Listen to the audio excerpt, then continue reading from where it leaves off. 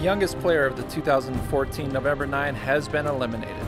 Spain's Andoni Larrabe earned $1,622,080 for his sixth-place finish, and Card Player TV was at his post-elimination press conference to learn more about his experience in the 2014 WSOP main event. This experience was really amazing. The 4 months waiting until today's day, they were really tough and really funny, and at the same time difficult to handle because it was a long time waiting for this day. But I'm very happy of what I did these 4 months. I really prepared this tournament. I did everything that I could in these 4 months to get here with the maximum edge on the rest of the players that I could. And I am really, really happy of how I played the tournament. So I cannot ask for more. The cards just didn't come, and I'm happy. Like, I cannot ask for more.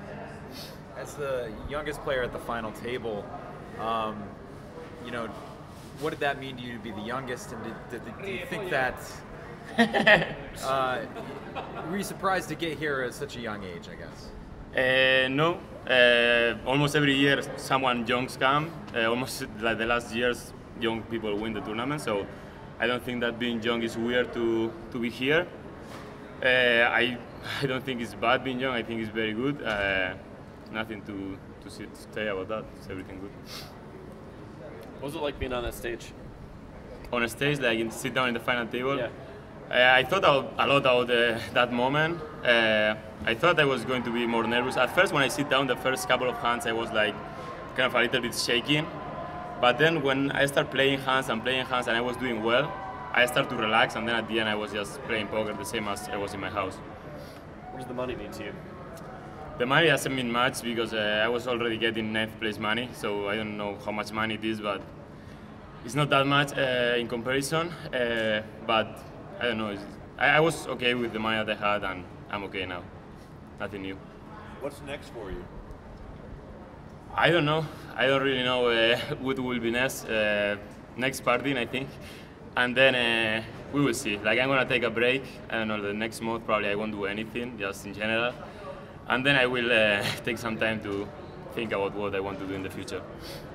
Two guys got big stacks pretty early on today, kind of stepped away and then left the rest of you guys pretty short, and that must have made a weird dynamic, not wanting to be the next guy to go out with the pay jumps being so large. Can you talk a little bit about that? Yeah, sure. The two big guys, that was very bad for me because I was like the mid stack, so I couldn't play as comfortable as I would like to play.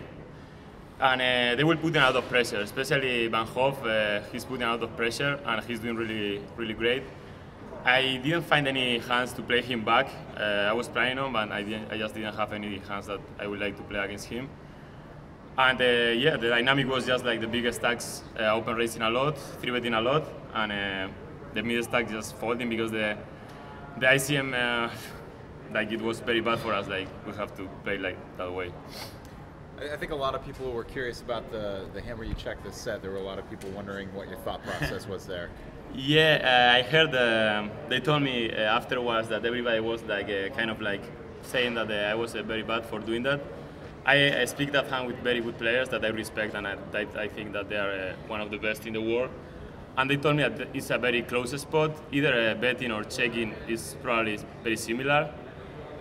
But I decided to get the line of checking. I think that it doesn't matter much what I did there because the hands that they beat me and the hands that I beat, they are going to be very similar in amount. So I think it's just like a very close hands that I could go either way, betting or checking, but it's not a hand that I regret or that I will play different. I think it's great played. And the people that they say that it's not great played, I think they're wrong. How much did it affect you knowing that you could go back and find out what the hands were 30 minutes afterwards? It affects me, it affects everyone, but at the same time it creates like a weird dynamic because everybody knows what other people is doing. So it's kind of a lot of level in there that at the end you get to the same level of the start. But it changed, yeah. It's good to know what people are doing, what people are playing aggressive, who is bluffing, and it's interesting dynamic.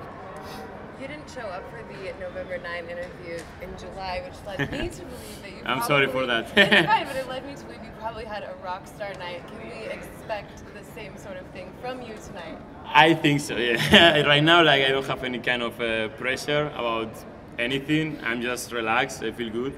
I'm happy the way I played, and I guess that tonight I will have some fun, that's for sure. Good boy.